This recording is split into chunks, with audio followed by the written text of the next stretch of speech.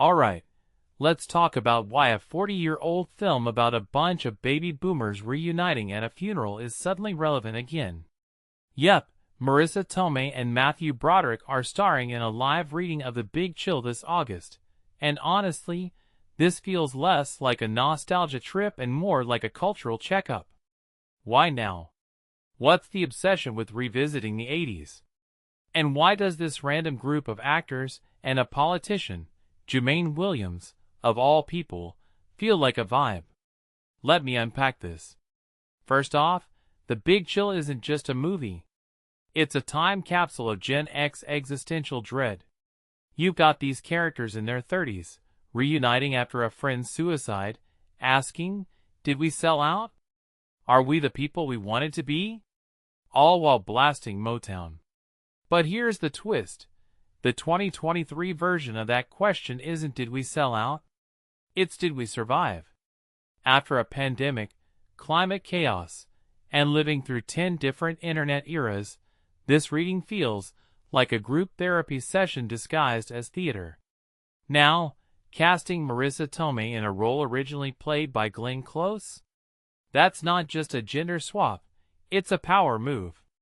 Tomei's career has always been about messy, complicated women, so putting her in that role immediately shifts the whole dynamic. Same with Amy Brenneman. She's known for raw, emotional roles.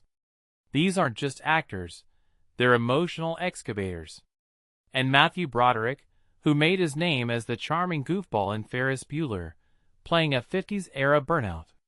There's a meta layer here about aging, legacy, and whether the 80s heartthrobs of yesterday can still carry weight today. But wait, this isn't even a full production. It's a reading. Just scripts in hand, no costumes, no sets. So why are tickets $1,000 to $10,000?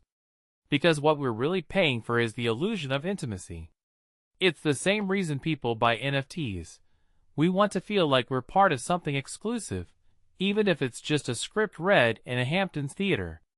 And let's be real, this event is less about the play and more about flexing cultural capital. If you're in that audience, you're not just watching a story, you're being seen in a story. And then, there's the director, David Saint, and the fact that last year's All the President's Men reading starred Alec Baldwin and Robert Downey Jr. This isn't random. The Center at West Park is curating a specific brand of smart nostalgia, plays that make you feel like you're part of a thinking person's elite. It's not Hamilton. It's the intellectual's TED Talk with a celebrity veneer. What's fascinating here is how these readings mirror our current obsession with reboots and reimaginings. We're not just recycling stories, we're interrogating them. Asking, what did this mean then? What does it mean now? The Big Chill was about disillusionment. Today, we're all disillusioned, but about different things: climate, politics, the fact that none of us can afford a house. So maybe this reading isn't a throwback. Maybe it's a stress test for the past. One thing I keep thinking, the original film soundtrack was a character itself. Motown hits as a narrative device.